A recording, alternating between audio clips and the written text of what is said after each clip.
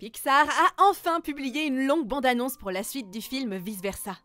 Et la bande-annonce promet beaucoup de choses puisque nous voyons les changements dans la vie de Riley et l'apparition de 4 nouvelles émotions l'une après l'autre. La bande-annonce nous montre non seulement les changements pendant que Riley grandit, mais aussi un nouvel endroit découvert par joie et tristesse lorsqu'ils ont essayé de revenir au siège principal. Si vous êtes prêts, plongeons dans la bande-annonce. Dans la bande-annonce, la vie de Riley ressemble à des montagnes russes. Elle joue toujours au hockey sur glace, elle s'en sort très bien comme on peut le voir dans la bande-annonce, et sa famille est très fière d'elle. Elle a 13 ans dans cette bande-annonce, ce qui marque en fait le début de sa puberté. Il y a peu de changements dans son apparence.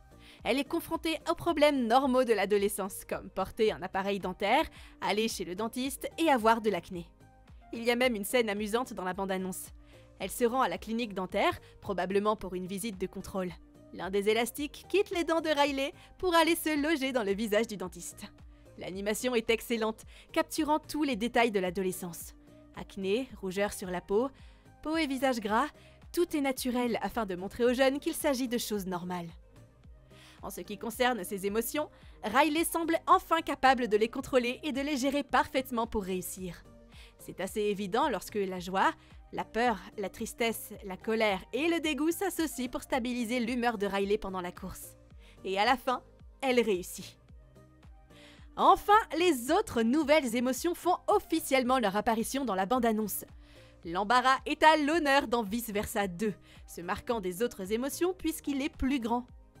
Cela reflète peut-être le fait que l'embarras peut sembler vraiment énorme et écrasant par rapport à d'autres sentiments, surtout lorsqu'on est confronté à un inconfort émotionnel. Nous assistons à la rencontre de la joie et de l'embarras. L'embarras transpire beaucoup et le résultat est visible sur la main de Joie. Dans la scène suivante, nous voyons Ennui. Elle est indigo, a un nez pointu et des cheveux longs. Ennui parle avec un accent français. On la voit souvent jouer ou envoyer des textos sur son téléphone. Elle ne se préoccupe pas vraiment de ce qui se passe autour d'elle. Et puis, il y a l'envie. Elle est plutôt petite, à peu près aussi grande que la tête de colère ou le nez d'embarras.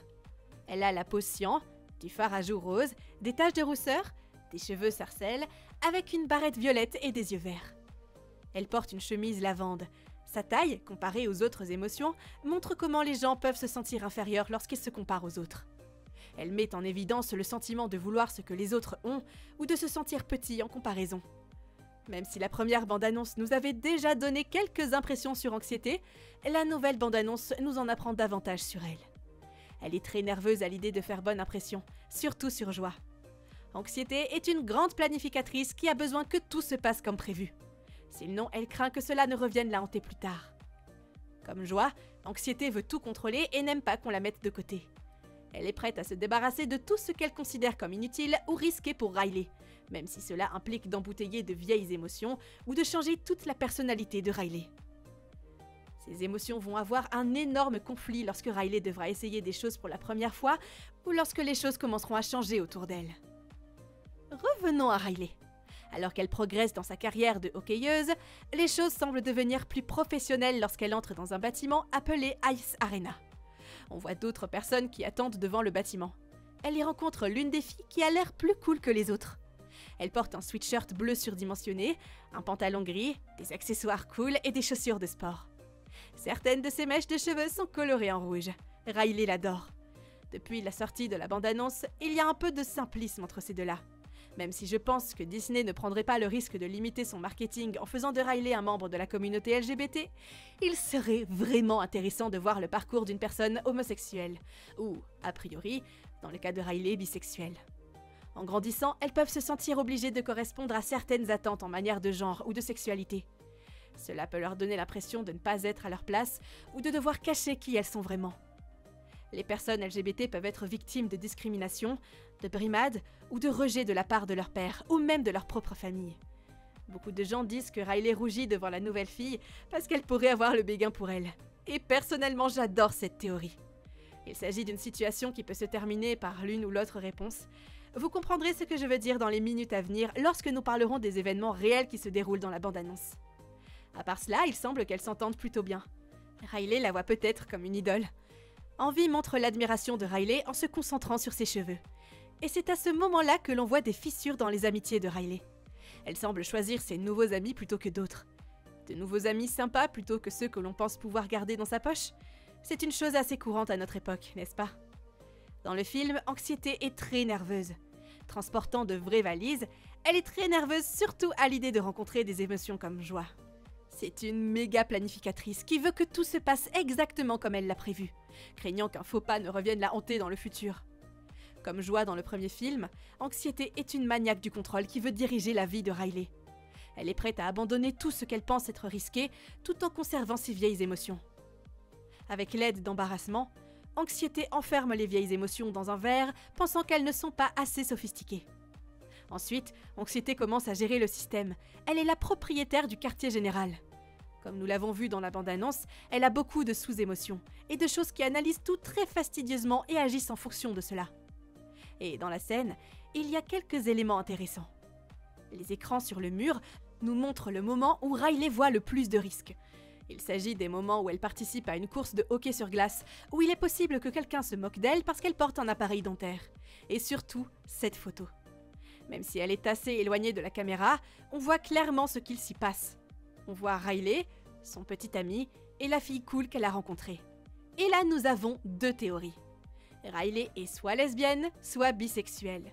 Mais si elle a un petit ami et qu'elle passe du temps avec lui, elle pense à la fille, surtout lorsqu'elle la voit avec son petit ami.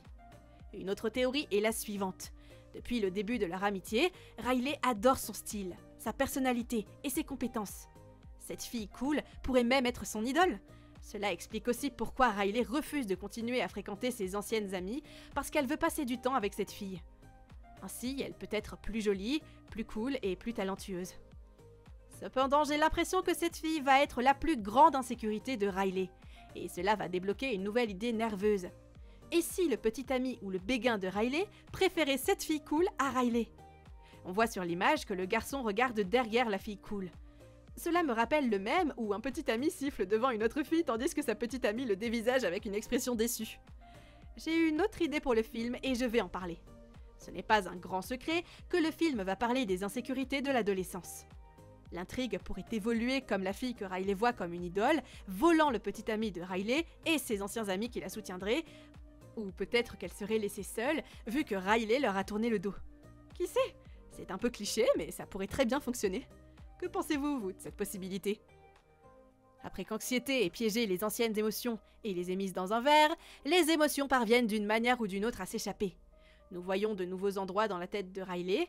Elle s'échappe des flics et dans le plan suivant, nous ne voyons que joie et tristesse dans un endroit totalement différent.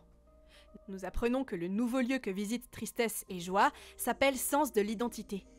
La description de Disney dit « Composée de toutes les croyances de Riley, chacune d'entre elles peut être entendue avec le pincement d'une corde. » Il semble que Joie donne l'un des principaux souvenirs au centre et qu'il se dirige vers un endroit inconnu. Et puis, dans la scène finale, nous voyons toutes les émotions, sauf Tristesse. Et je me demande vraiment quelle en est la raison. Il semble avoir un plus gros problème, puisque l'île commence à être détruite et qu'ils sont sur le point de tomber de la cascade. Mais ils se sauvent et apprennent que cela faisait partie du sens du sarcasme. C'est très bizarre de voir que l'eau était très rapide au début et qu'elle est plutôt lente sur le plan suivant. Et voilà, c'est tout pour cette vidéo. Êtes-vous maintenant plus excité encore pour voir ce film? Êtes-vous aussi impatient que moi? N'hésitez pas à me le faire savoir dans les commentaires. N'oubliez pas de vous abonner à ma chaîne si ce n'est pas encore fait et pour ne rien manquer de toutes nos prochaines vidéos. Vous pouvez laisser un petit like si la vidéo vous a plu et sur ce, je vous dis à très bientôt dans une prochaine vidéo. C'était Roumane, bisous!